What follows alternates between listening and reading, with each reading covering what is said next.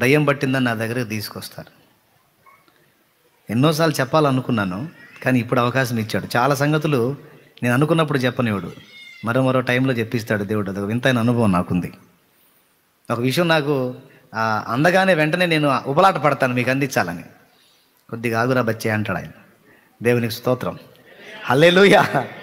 ఏది ఏ సందర్భంలో చెప్పించాలో ఆయనకి తెలుసు. మరి ఇప్పుడు ఎందుకు చెప్పిస్తున్నాడో నాకైతే తెలియదు. మొత్తానికి పలికిస్తున్నాడు.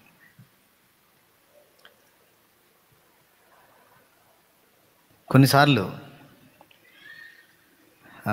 ఎక్కడొచ్చాగా ఒక పాయింట్ ఎత్తాను.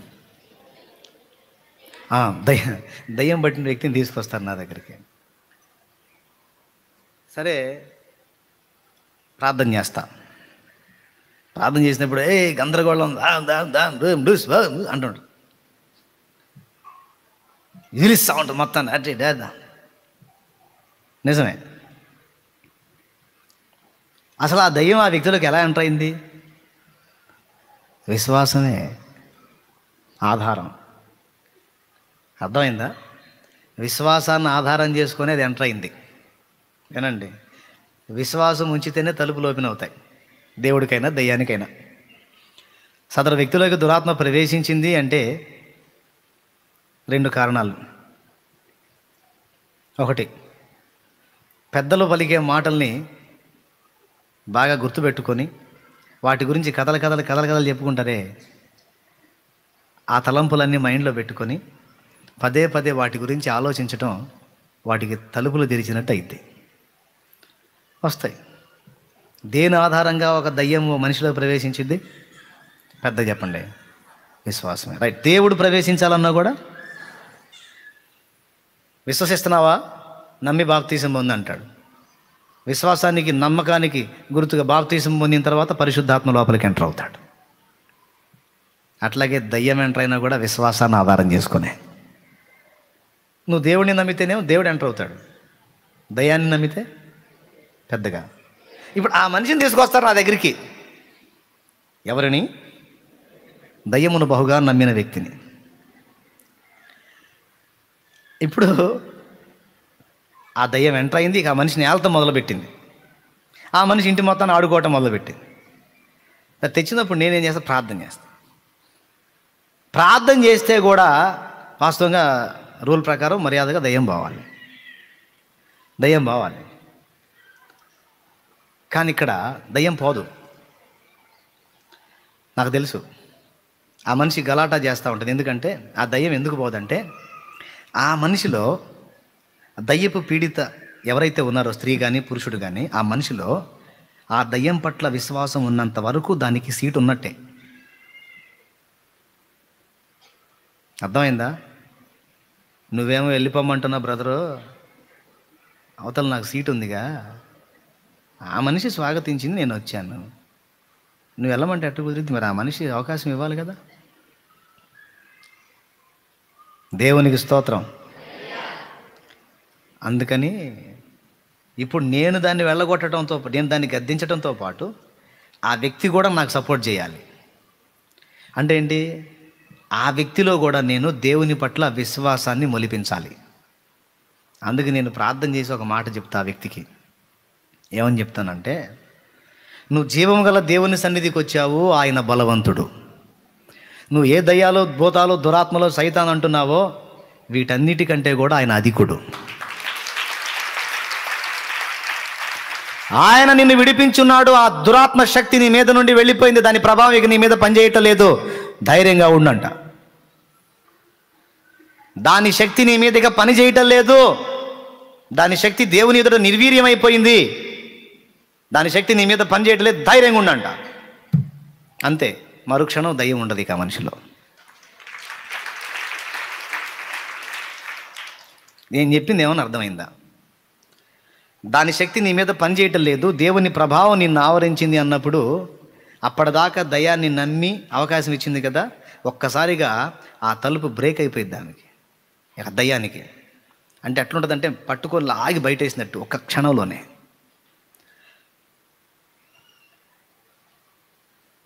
ఎప్పుడైతే ఆ మనిషికి దేవుని పట్ల విశ్వాసం కలిగి దయ్యపు శక్తి పోయింది నా మీద నుండి అనే నమ్మిక కలిగిందో, ఇక దాని ప్రభావం ఆ మనిషి మీద పనిచేయదు. విశ్వాసం ఉంచితే కదా పనిచేయడానికి. ఆ దయ్యం మీద ఆమె పెట్టుకున్న విశ్వాసాన్ని నేనేం చేశాను?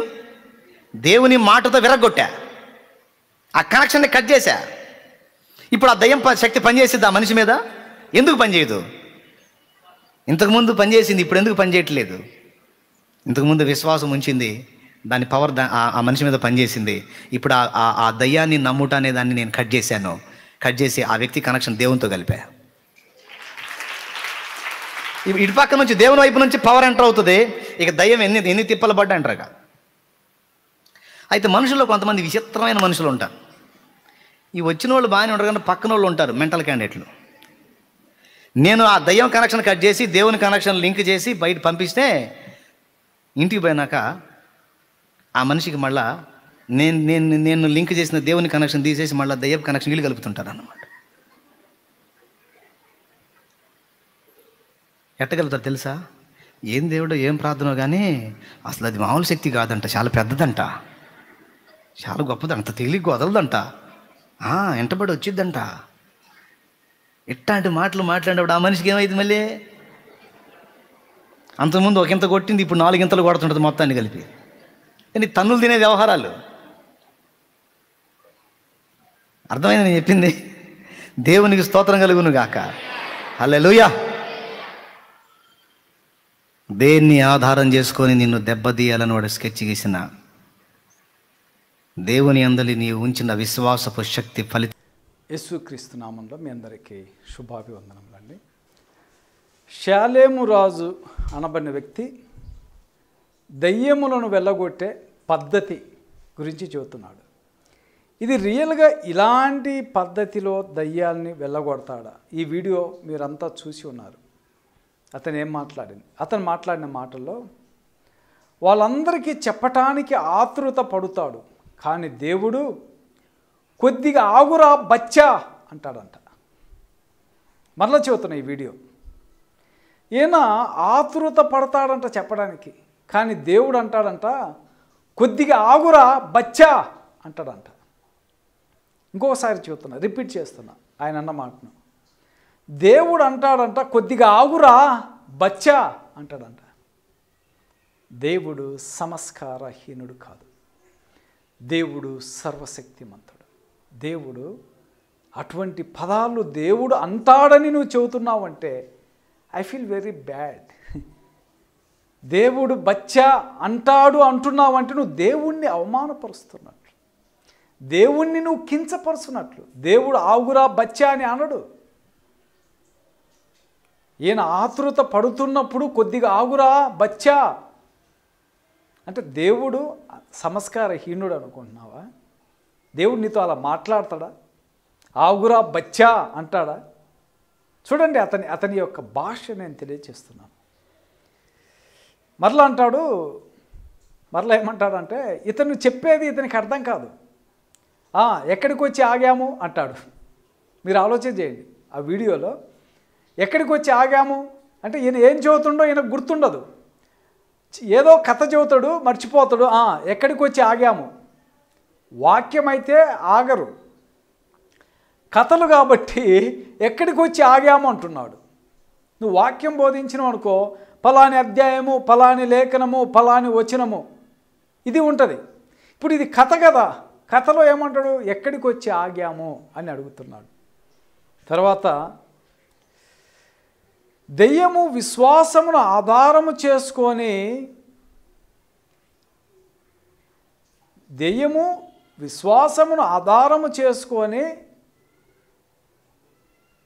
ఉంటుందంట.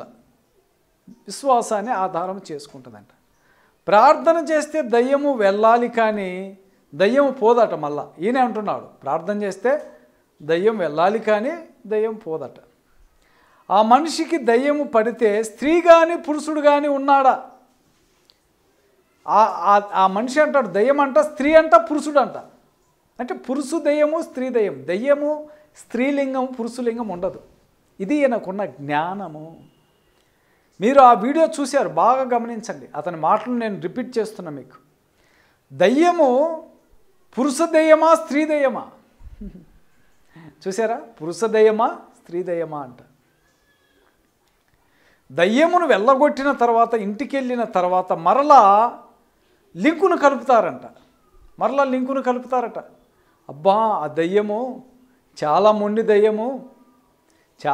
దయ్యము అని అంటుంగానే మళ్ళీ వీళ్ళు లింకు కలుపుతారంట దయ్యమును. ఇప్పుడు దయ్యమును వెళ్ళగొట్టినప్పుడు ఆమెలో దయ్యం లేనప్పుడు మళ్ళీ లింకు కలపటం ఏంటి? మీరు ఆలోచించేయండి, జ్ఞానముగా ఆలోచించుడే. ఇది దయ్యమును వెళ్ళగొట్టే పద్ధతి అంట. అయితే నేటి దినములలో దయ్యములు ఉన్నాయా, దయ్యములు ఉంటే ఎలా ఉంటాయి అనేటువంటి విషయాన్ని మీకు తెలియచేస్తున్నాను. దయ్యము అంటే ఏమిటంటే, దయ్యమునకు పేర్లు ఉన్నాయి. అపవిత్రమైన ఆత్మ, మత్తయి సువార్త 12:43 అంధకార అధిపతి, ఎఫెసీయులకు రాసిన పత్రిక 6:12, అపోల్లో యోను గ్రీకు భాషలో, ప్రకటన 9:11, అబద్దోను హెబ్రీ భాషలో, హెబ్రీ 9:11, వాయువునకు అధిపతి, ఎఫెసీయులకు రాసిన పత్రిక 2:2, యుగ సంబంధమైన దేవత, కొరింథీయులకు రాసిన 2వ పత్రిక 4:4, దెయ్యమునకు ఉన్న పేర్లు. లోకాధిపతి, యోహాను సువార్త 14:30, విరోధి, పేతురు రాసిన మొదటి పత్రిక 5:8, నేరము మోపువాడు, ప్రకటన గ్రంథం 12:10, నరహంతకుడు, యోహాను సువార్త 8:44, శోధించువాడు, మత్తయి సువార్త 4:3, సర్పము, ఆదికాండం 3:14, పాతాళపు దూత, ప్రకటన గ్రంథము 9:11, అపవాది, మత్తయి సువార్త 21:11, దయ్యములకు అధిపతి, మత్తయి సువార్త 12:24, బెలియాలు, కొరింథీయులకు రాసిన 2వ పత్రిక 6:15, దుష్టుడు, మత్తయి సువార్త 13:19. ఇవి దయ్యమునకు ఉన్నటువంటి పేర్లు. దయ్యము అంటే ఏంటంటే, బైబిల్లో పర్యాయ పదాలు అనేకమైనవి. దుష్టుడని, అపవాదని, యుగ సంబంధమైన దేవత అని, నేరము మోపువాడని, ఈ లోక అధిపతి అని, వాయుమండల అధిపతి అని, ఇలా చాలా పేర్లు ఉన్నాయి. దానికి అపవిత్ర ఆత్మ అని, పడద్రోయబడిన దూత అని, ఇవన్నీ కూడా దెయ్యానికి ఉన్న పేరు. దెయ్యము అనేది ఇంగ్లీష్ బైబిల్ కరెక్ట్. తెలుగు తర్జుమాలో దెయ్యము అనే పదానికి చాలా పర్యాయ పదాలు ఉన్నాయి. కానీ ఇంగ్లీష్లో ఈవిల్ స్పిరిట్, డెవిల్ అని వ్రాయబడింది. అయితే ఈయన దయ్యమును ఎల్లగొడుతున్నాడు కదా, దయ్యమును ఎల్లగొట్టే పద్ధతి ఇది. ఈ రోజు అంతం. హల్లెలూయా. అంధకార దురాత్మ శక్తులారా, నజరేసు నామములో నిన్ను కట్టించి బంధించి లయపరుస్తున్నారు. ఈ దేహాన్ని విడిచి పొమ్మని ఆజ్ఞాపిస్తున్నా ఇప్పుడే. పో పో పో.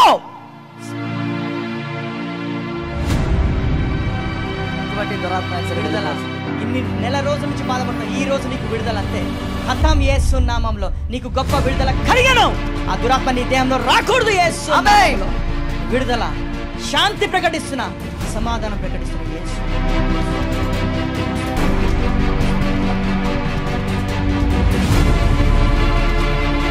దయ్యం నీ మీదకి మళ్ళీ రాకూడదు అని యేసే రక్తముతో ప్రోక్షిస్తున్నా. యేసు నామములో. ఆమేన్.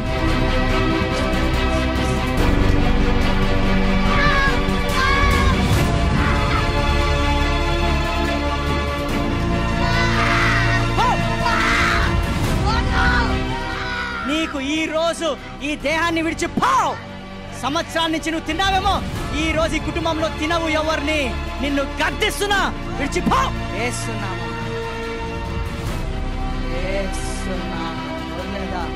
ఎటువంటి అధికారము లేదు. యేసు ప్రభు అని, ఈ శరీరంకి యేసు ప్రభు, ఈ శరీరానికి యేసు ప్రభు. అంతే. ఈ శరీరానికి యేసు ప్రభు అని ప్రకటిస్తున్నా. పరిశుద్ధాత్మ దేవుని ఆలయం ఇది, నీ ఆలయం కాదు. కథ భయం అవుతుంది, చనిపోవాలనిపిస్తుంది, ఎందుకు బతకాలనిపిస్తుంది. ఓ రమ్మ, ఎందుకో పడి ముసుకో. యేసు నామములో సైతాను పవర్ను బంధిస్తున్నాను. యేసు నామములో సైతాను పవర్ను బంధిస్తున్నాను. ఆమేన్, ఆమేన్, ఆమేన్, ఆమేన్. చనిపోవాలనుకుంటుందంట, ఎందుకు బతకాలనిపిస్తుందంట. పోతావా? మరి ఏంటి యాశాలు ఏంటి? మరి పోతావా? మరి ఏంటి యాశాలు ఏంటి? మరి ఏం పడుతుందో ఏం పడుతుందో చెప్పు. నీ మీద ఏం పడుతుందో చెప్పు. ఇదేంటిదో చెప్పు. అంత చెప్పకూడదు. వెళ్ళిపోతావా? మళ్ళీ వస్తావా? ఇగో చనిపోమని ప్రేరేపించేది ఎవరు? చెప్పు. చనిపోమని ఇగో నువ్వేనా? కనపడుతుంది ఇప్పుడు, అందరు కనపడుతుందా? చనిపోమని ప్రేరేపించే దయ్యమే, అర్థమైందా? వెళ్ళిపో. కాళ్ళకు మొక్కుతావు మరి ఏసైకి? కాలు మొక్కుతావా? మొక్కు మరి, మొక్కు మొక్కు మొక్కు మొక్కు. చూసారా మొక్కడం స్టార్ట్ చేసింది ఇక మంటగా. ఏసునామములు ఇప్పుడే కంప్లీట్ హీల్ అయిపోయిన కాక. Be healed in the name of Jesus. You are free, you are free. దయ్యం వెళ్ళిపో. వదిలిపెట్టే. ఏసునామములు. ఆమేన్ ఆమేన్ ఆమేన్ ఆమేన్. ఏం చెప్పింది రాత్రి? మీది గురికొత్తాని ఫోన్ అంటాంది. నువ్వు నన్ను ఏం చేయలేవు, నేను చంపేస్తా అంటాంది. మెడలు పట్టింది, కింద పడేసిన. కింద పడేసి అటు పూలినా. అయినా నేను చంపేస్తా, నువ్వు పండుకోగానే చంపేస్తా అంటాను. అదే కథ. ఇప్పుడు పోయిందా? ఇప్పుడు లేకని లే పైకి లే. మీ ఆవిడ లేచింది చూడాలి. లే. ఇక్కడికి ఎట్లా వచ్చినా?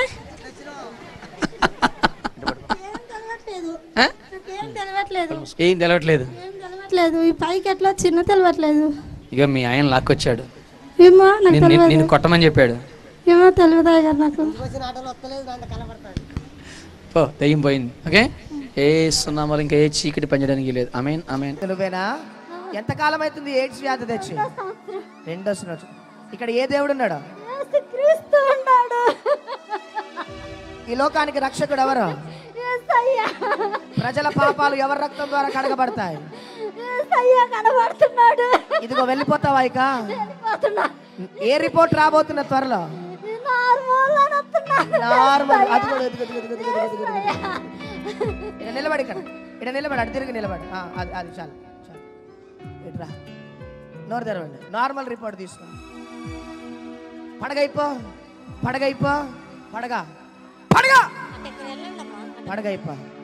ఎంతకాలం అవుతుంది మనం పట్టుకొని? ఎంతకాలం అవుతుంది? 4 రోజుల నుంచి. ఏ రోగాన్ని తెచ్చినా? గుండెలో నొప్పిగా ఉంది. ఇక్కడ ఏ దేవుడు ఉన్నాడు? ఇక్కడ లోకానికి రక్షకుడు ఎవరా? ఏ సర్పాన్ని వినవా? ఏ సర్పానివి? సైతాను. ఇదిగో చూడండి సర్పాలు ఎట్లా వస్తున్నాయా పైకి.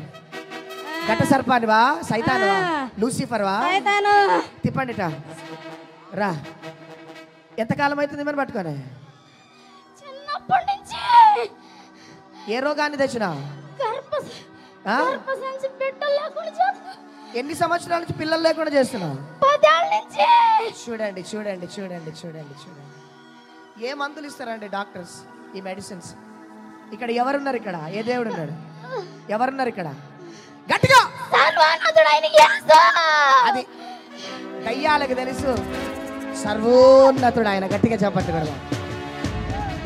ఈ లోకానికి రక్షకుడు ఎవరా? ఈ లోకానికి రక్షకుడు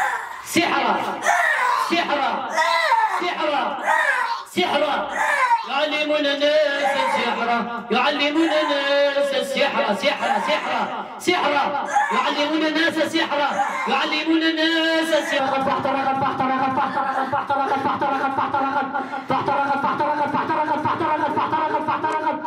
بالله إن كنتم تؤمنون بالله إن كنتم تؤمنون بالله إن كنتم تؤمنون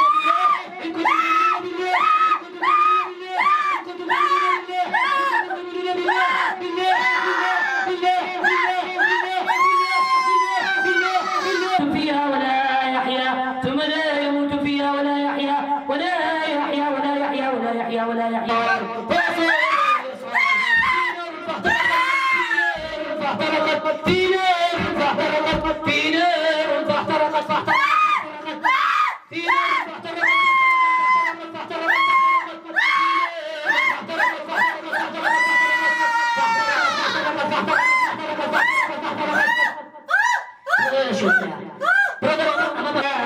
سنة ولا نوم من ذا الذي يشفع عنده إلا بإذنه من ذا الذي يشفع عنده إلا بإذنه إلا بإذنه إلا بإذنه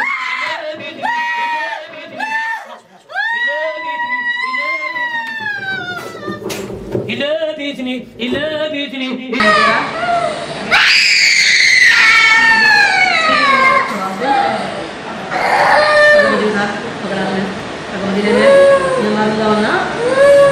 सही रहना।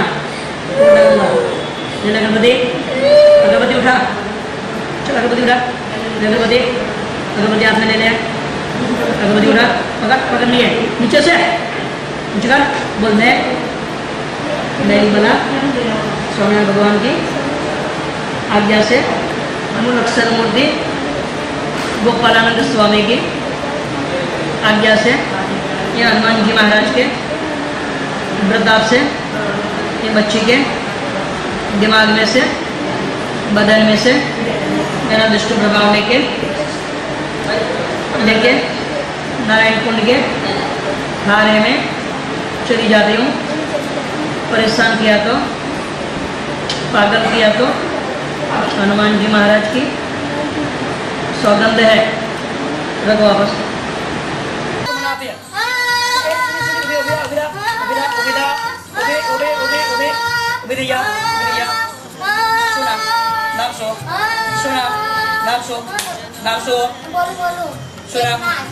Kita dan dia jangan serima. Kita dan dia jangan serima. Kita dan dia jangan serima. Kepada Nabi Wajar serima di. Atla bagar, agar beriak taubat. Ek lewani umur ho. Uncetna. Asaran purna. Hनुमान जी महाराज ना. प्रताप दे. बानुना. शरीर मध्ये. मगज मध्ये. निकळीने. सदायने माटे. नारायण कुंडना. खारामा. जती रहू છું. ન જાઉં તો. પાછી આવું તો. હવે પછીથી. નવરાત્રીમાં. અને ધૂણાવું તો. કોઈ પણ પ્રકારે. પરેશાન કરું તો. આ સારંગપુરના. હનુમાનજી મહારાજની. આણ છે. બધી પાછી బరావ్. అనిల్ కుమార్ కూడా దయ్యమును వదలగొడుతున్నాడు. మీరు ఆ వీడియో చూడండి. పిఐజే కూడా దయ్యాన్ని ఎలగొడుతున్నాడు. ప్రవీణ్ కుమార్ కూడా ఎలగొడుతున్నాడు. శ్యామ్ కిషోర్ కూడా ఎలగొడుతున్నాడు. శాలేమురాజు హోసన్న మినిస్ట్రీ వాళ్ళు కూడా దయ్యాలను వదలగొట్టారు. మీరు ఈ వీడియో చూస్తున్నారు. హిందువులు దయ్యములను వదలగొడుతున్నారు. మీకు ఆ వీడియో చూపిస్తున్నా. హిందువులు దయ్యములను వదలగొడుతున్నారు. ఎలా వదలగొడుతున్నారు దయ్యములు అంటే, హిందువులు ఎలా వదలగొడుతున్నారంటే, చెంపకేసి కొట్టి దయ్యాన్ని వదలగొడితే ఆ దయ్యం అంటుంది పోతా పోతా పోతా అని. ముస్లిమ్స్ కూడా దయ్యాలను వదలగొడుతుండ్రు. ఎక్కడ? అక్కడ దర్గాల దగ్గర కొట్టి దయ్యాలను వదలగొడతారు. ఒకవేళ వీళ్ళు దయ్యమును ఎల్లగొడితే వాళ్ళు కూడా ఎల్లగొట్టిన దయ్యమే కావాలి. మీరు ఆలోచించండి. అనిల్ కుమార్ ఎల్లగొట్టింది దయ్యమే అయితే, ప్రవీణ్ కుమార్ ఎల్లగొట్టింది దయ్యమే అయితే, పిఐజేకి ఎల్లగొట్టింది దయ్యమే అయితే, ఈ శాలేమురాజు చెప్పినట్టు మళ్ళీ హిందువులు కూడా దయ్యాలను ఎల్లగొడుతున్నారు. వాళ్ళు కూడా అరుస్తున్నారు, కేకలేస్తున్నారు. మీకు అర్థమైందా? ముస్లిమ్స్ కూడా ఎల్లగొడుతున్నారు. తర్వాత ఈ యొక్క దెయ్యములు ఎల్లగొట్టే వాళ్ళు, I don't compromise with any denominations, కానీ మీకు ఒక ఎగ్జాంపుల్ చెబుతున్నా. హెబ్రోన్ వాళ్ళు దెయ్యములు ఎల్లగొట్టరు. వాళ్ళకు దయ్యాలు పట్టవు. మరి బాప్టిస్ట్ వాళ్ళకు పట్టవు, మెథడిస్ట్ వాళ్ళకు పట్టవు, లూథరన్ వాళ్ళకు పట్టవు, సిఎస్ఐలకు పట్టవు, బ్రదరన్ వాళ్ళకు పట్టవు, చర్చ్ ఆఫ్ క్రైస్ట్కు పట్టవు. మళ్ళీ వీళ్ళకెందుకు దయ్యాలు పడతాయి? హైదరాబాద్ సిటీలో బాప్టిస్ట్ వాళ్ళకు వాళ్ళ సంఘాలలో ఎవరికి దయ్యాలు బట్టి ఇలా మాట్లాడరు, మెథడిస్ట్ వాళ్ళకు దయ్యాలు బట్టి ఇలా మాట్లాడరు, సిఎస్ఐ వాళ్ళకు దయ్యాలు బట్టి మాట్లాడరు, లూథరన్ వాళ్ళకు దయ్యాలు బట్టి మాట్లాడరు. అంటే వాళ్ళకు ఎందుకు దయ్యాలు పట్టకుండా వీళ్ళకే ఎందుకు పడతాయి? నేను మిమ్మల్ని ప్రశ్న అడుగుతున్నా. అంటే వాళ్ళెవరు ఇలాగూ దయ్యాలను ఎలాగొట్టలేరు, వీళ్ళు ఒక్కలే ఎలాగొడతారా? అసలు దయ్యం అంటే ఏంటి? ఫస్ట్ మీరు తెలుసుకోవాల్సింది ఏంటంటే, దయ్యం అంటే ఏమిటి, దయ్యము ఎవరిలో ఉంటుంది, సాతాను సంబంధులు ఎవరు అనే విషయాన్ని మీరు తెలుసుకోవాలి. పాపము చేయు ప్రతివాడు దెయ్యపు సంబంధి. ఎవరండి? పాపము చేయు ప్రతివాడు దెయ్యపు సంబంధి అండి. దేవుని సంబంధి పాపం చేయడు. దేవుని మూలముగా పుట్టినవాడెవడునో పాపం చేయడు. ఇప్పుడు వీళ్ళు ఎల్లగొట్టినటువంటి దెయ్యాల్లాగా మళ్ళీ పాపం చేసేవాడు ఎవడు? దేవుని సంబంధం. వాళ్ళలో దెయ్యం లేదా? మీరు ఆలోచన చేయండి. దయ్యపు సంబంధం ఎవడంటే, కొలసీలకు రాసిన పత్రిక 1వ అధ్యాయం 13వ వచనంలో, ఆయన మనలను అంధకార సంబంధమైన అధికారంలో నుండి విడుదల చేసి తాను ప్రేమించిన తన కుమారుని యొక్క రాజ్య నివాసులుగా చేశాను. ఆయన రాజ్యంలో లేని ప్రతివాడు కూడా దెయ్యపు సంబంధే. మనల్ని అంధకార సంబంధమైన అధికారములో నుండి విడుదల చేసి, అంటే చీకటిలో ఉన్న ప్రతివాడు కూడా దెయ్యపు సంబంధి. మీకు మరలా నేను చెబుతున్నా, అయ్యల్లారా మీరు బాగా ఆలోచించండి. దెయ్యపు సంబంధి ఎవరంటే అంధకార సంబంధమైన అధికారంలో నుండి ఉన్న ప్రతివాడు కూడా దెయ్యము సంబంధి. దెయ్యం అంటే ఏంటి అసలు? దెయ్యం అనేది ఒక ఓడండి, తెలుగు ఓడది.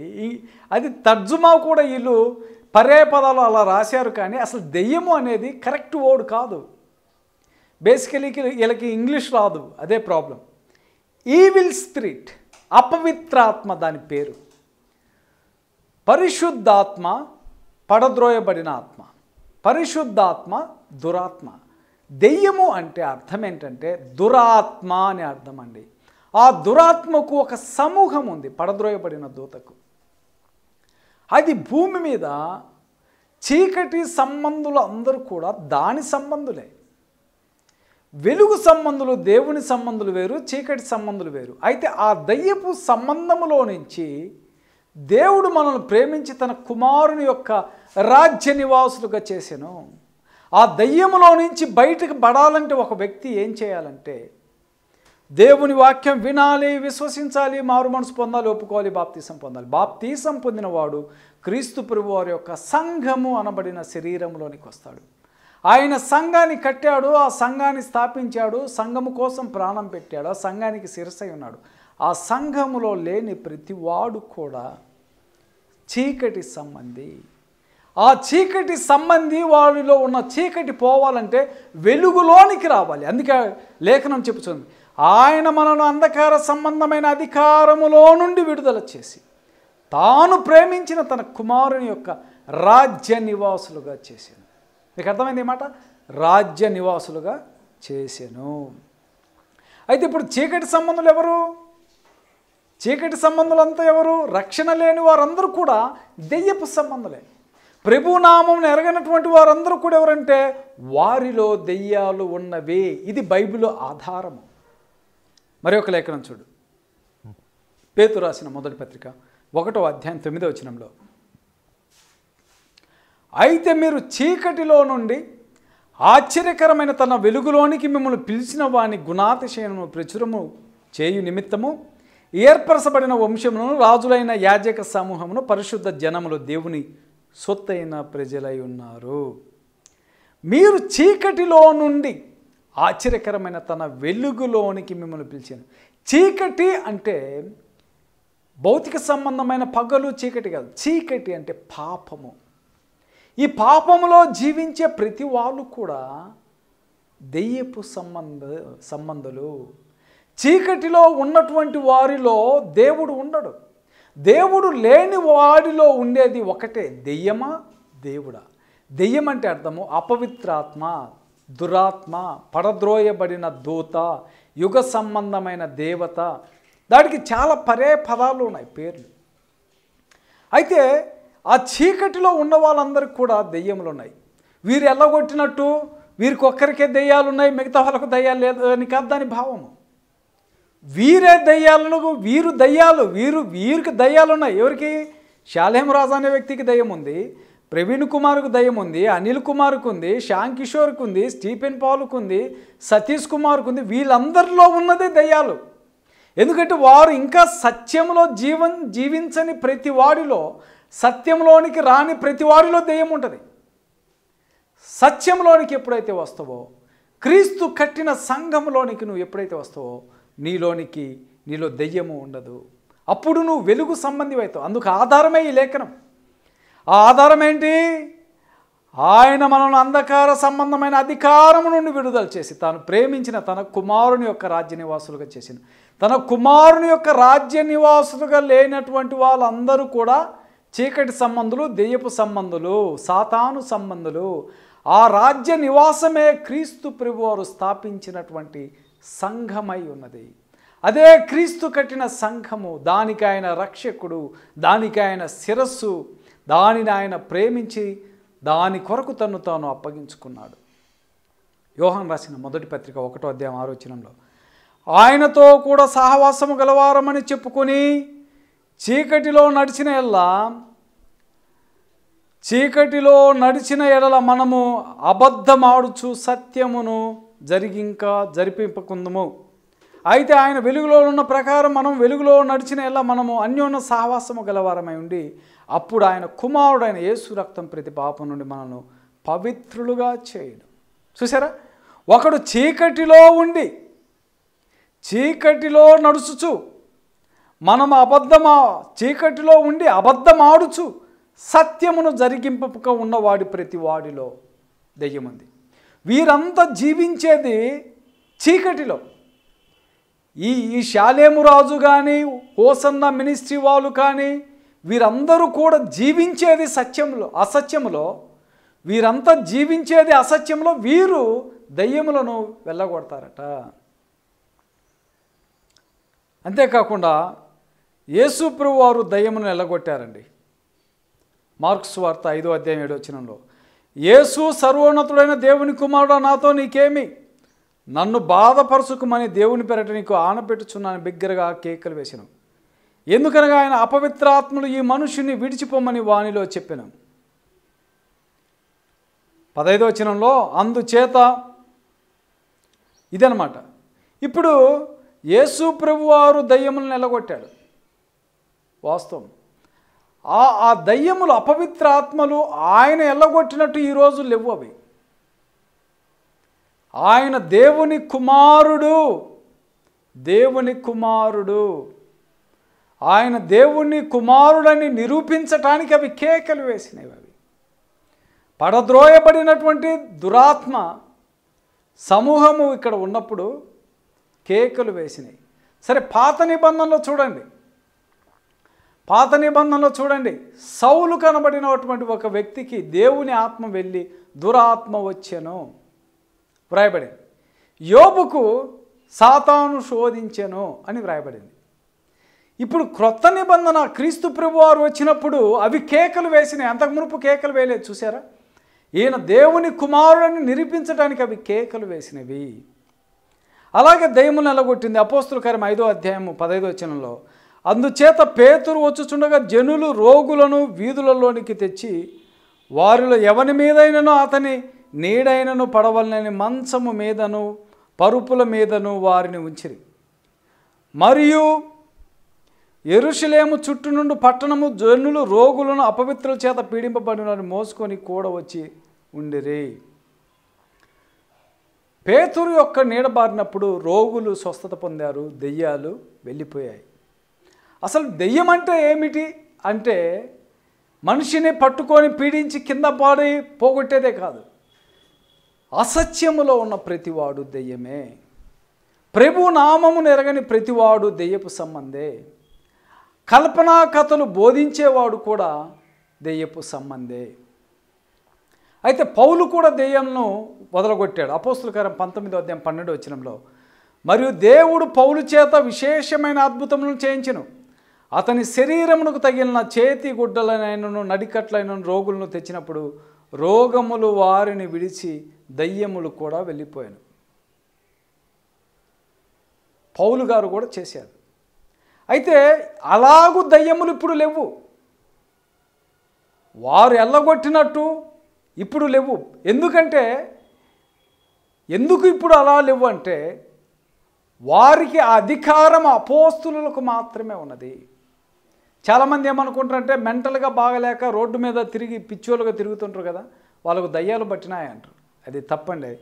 మానసికమైనటువంటి వ్యాధి. వాళ్ళని హాస్పిటల్కి తీసుకెళ్తే వాళ్ళు బాగవుతారు. ఇది వాస్తవం. వాళ్ళకు దయ్యాలు పట్టలేదు.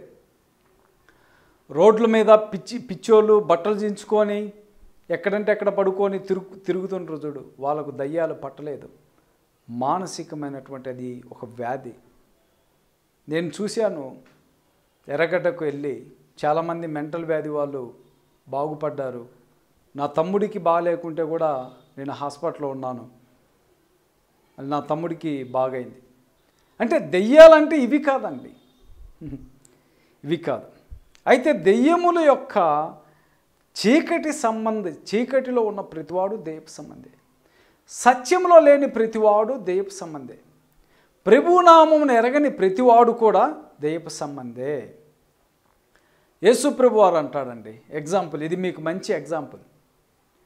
మీరు మీ తండ్రియగు అపవాది సంతానము, వాడు అబద్ధికుడు, జగత్తు పునాది వేయబడక మునిపే అబద్ధికుడు అన్నాడండి.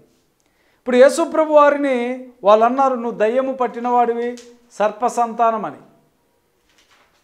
సర్ప సంతానము, నువ్వు దయ్యం పట్టినవాడు అన్నప్పుడు యేసు ప్రభు వారు, నేను దయ్యము పట్టినవాడిని కాదు, నేను నా తండ్రి చెప్పిన ప్రకారం జీవించుతున్నాను, మీరు అపవాది పిల్లలు అన్నారు.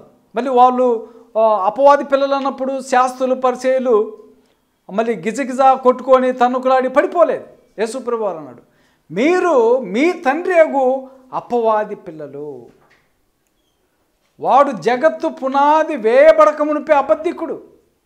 ఇప్పుడు మళ్ళీ యేసు ప్రభు వారు చెప్పాడు కదా వీరిని, మీరు మీ తండ్రి అగు అపవాది పిల్లలు అంటే వాళ్ళంతా దెయ్య పిల్లలా కదా? దెయ్యం అంటే ఏంటి?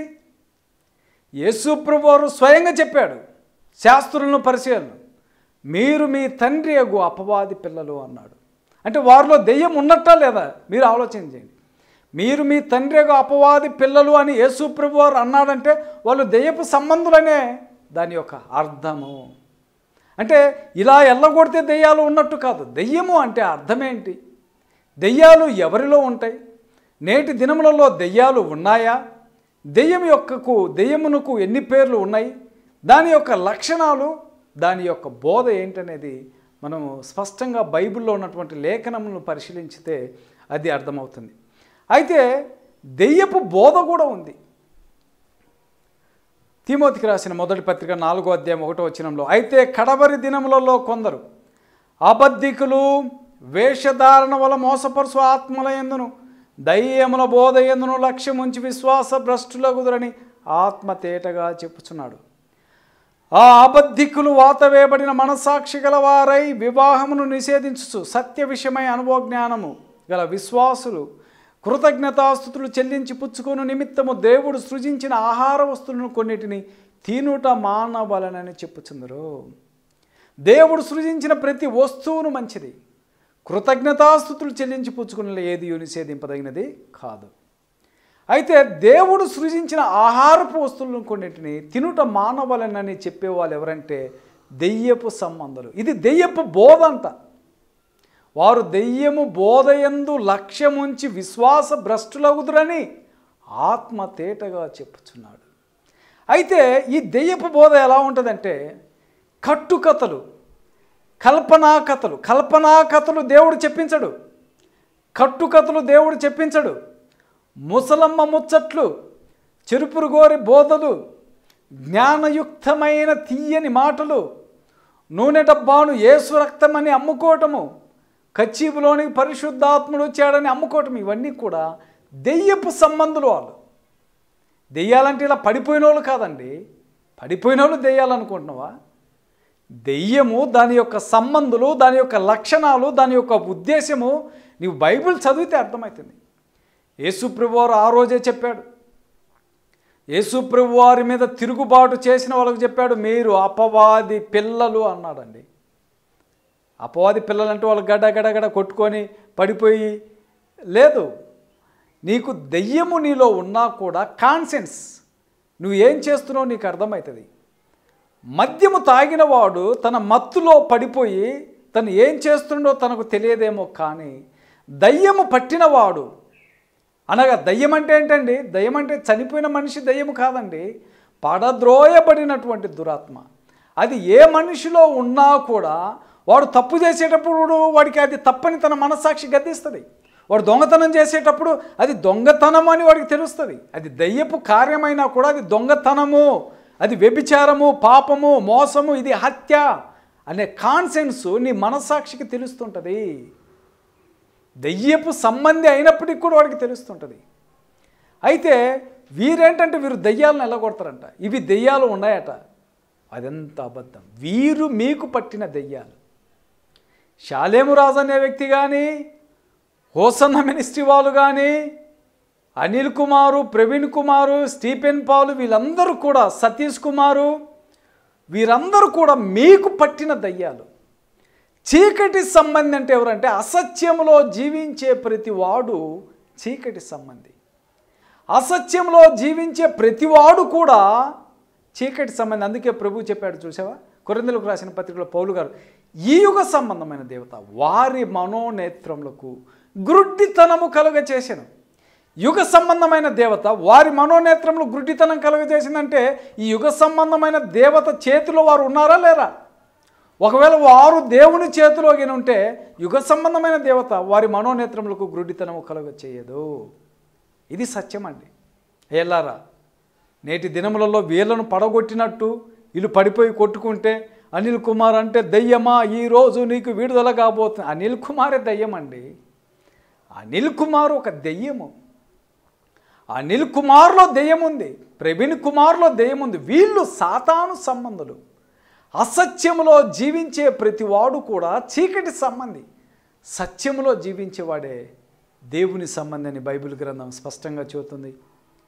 సత్యవాక్యం తెలుసుకోండి, సత్యవాక్యం నేర్చుకోండి. అందరికీ శుభాభివందనములు.